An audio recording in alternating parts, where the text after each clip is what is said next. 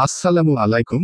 অনেকেই আছেন যারা গল্প পড়তে ভালো লাগে না, তাই আমি নিয়ে এসেছি ভয়েস ওভার গল্পের কন্টেন্ট সমাহার। আপনাকে কষ্ট করে গল্প পড়তে হবে না, আমি গল্প বলবো, আপনি শুনে তা উপভোগ করতে পারবেন।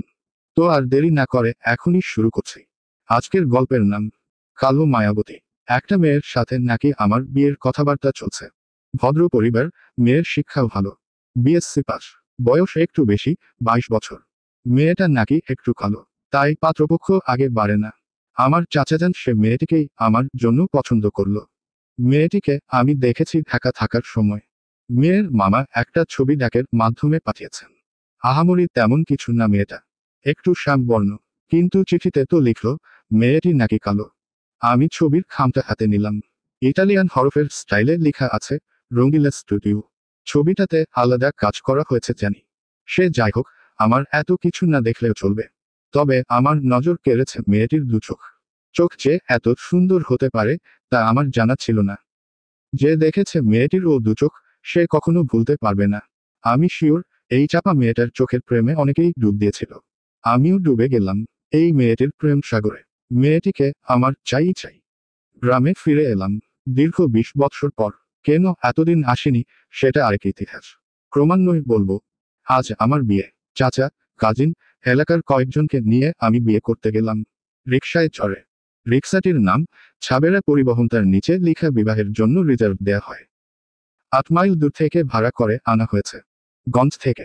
গঞ্জের একমাত্র রিকশা, বিবাহের সময় কাজে লাগে। আমরা মেয়েদের বাড়ি এসে গেছি। আমি সামনে এগুচ্ছি, চাচা বলল, রুমাল কই? নাকে মুখে রুমাল দাও। আমি বললাম, আনি নিত। চাচা এমন করে তাকালো যেন মহাভারত অশুদ্ধ হয়ে গেছে। মেয়েদের কোনো আহামরি আয়োজন ছিল না। এরা নিম্ন মধ্যবিত্ত পরিবারের।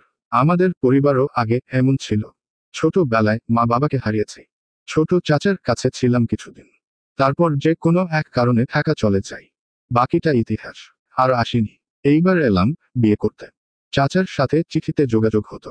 যাই হোক, মেয়ের বাবা নাকি 20,000 টাকা আর এক ভরি স্বর্ণ দেবেন। আমার চাচা দেনমোহর ধার্য করেছেন 30,000 টাকা। এসবে আমার কোনো মাথা ব্যথা নেই। আমি মেয়েটিকে চাই, আর কিছু নয়। বিয়ে করে বউ নিয়ে আসলাম। চাচাতো ভাই বোনেরা সবাই খেপাচ্ছে আমাকে কালির জামাই বলে। আমি এসব গায়ে মাখাচ্ছি না। আমি ডুবে আছি আমার স্বপ্নে। কখন কালো কাজল ডাগর ডাগর আখি দুটি দেখব। কতটা মায়া সে চোখে নিয়ে আমার দিকে তাকাবে আমার বউ। ইস, আমার যে আর তরস সইছে না গো। কতক্ষণ বসে ছিলাম জানি না। ধ্যান ভাঙল পাশের ঘরের ভাবির কটূক্তিতে। কি ভাইসাব, খবর কি? বিবি ঘরে আয়না দেখি একেবারে ধ্যানে চইলা গেলা। হি হি হি, যাও যাও, অনেক রাইত হইছে। শুনো ভাইসাব, ঘর কিন্তু আন্ধার, মোম জ্বালাইয়া দিছি। মোমের আলোয় বিবিরে দেইখা আবার ভূত কইয়া চিল্লাইও না। হি হি হি। আমি কিছু বলিনি, শুধু হাসলাম। গুটি গুটি পায়ে রুমের দিকে এগুতে লাগলাম। খাটের কাছে পৌঁছে গেছি। মেয়েটি লম্বা ঘোমটা দিয়ে বসে আছে। আমি গলা খাকারি দিলাম।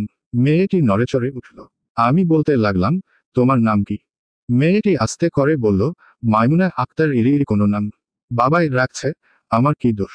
আমি আবার বললাম, শুনু ইরি, আমি তোমার বর, তুমি আমার বউ। আমি জানি এতক্ষণ অনেক কথার তীক্ষ্ণ বান হজম করেছ। করতে তো হবেই, কারণ তুমি কালো। কালো হয়ে জন্ম নেয়া যে আজন্ম পাপ।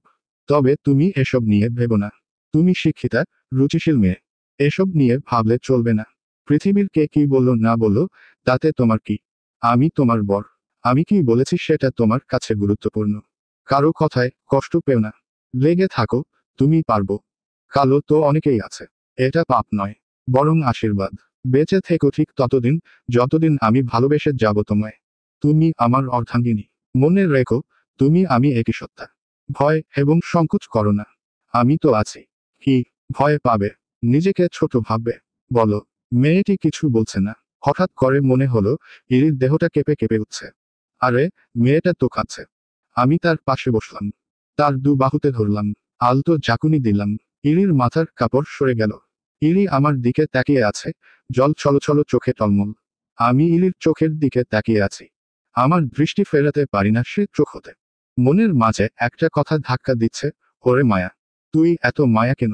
এতটা মায়াবতী কেন? কি মায়া, কি মায়া, কি মায়া? মনের অজান্তে মুখ ফুসকে বলে ফেললাম, মায়াবতী আমার। সপ্তাহ খানেক হলো বিয়ে করেছি। ইরিদের বাড়ি ছিলাম 2 দিন। ঢাকা ফেরার সময় হয়ে গেছে। ঢাকা ফেরার আগের দিন চাচিকে বললাম, ইরিকে আমি নিয়ে যাব। চাচি বলল, নয়া বউ, কদিন শ্বশুর বাড়ি থাকুক, মাস দুয়েক পরে এসে নিয়ে যাইস। আমি ইরিকে বললাম, কি হলো, যাবে নাকি থাকবে? ইরি বলল, কয়েকদিন থাকি এখানে আর বাবার বাড়ি, তারপর আপনি আইসেন তখন জামু। আমি আর কিছু বললাম না। সেদিন রাতে আমি আর ইরি অনেক গল্প করেছি। বাইরে বৃষ্টি হচ্ছিল। জোরে বজ্রপাতের শব্দে ইরি আমার বুকে মুখ লুকালো। কি হয়েছিল সেদিন? পদ্মা বান ডেকেছিল, ভাসিয়ে নিয়েছিল সব। আমি আর ইরি সেদিন বৃষ্টির শব্দে আর নদীর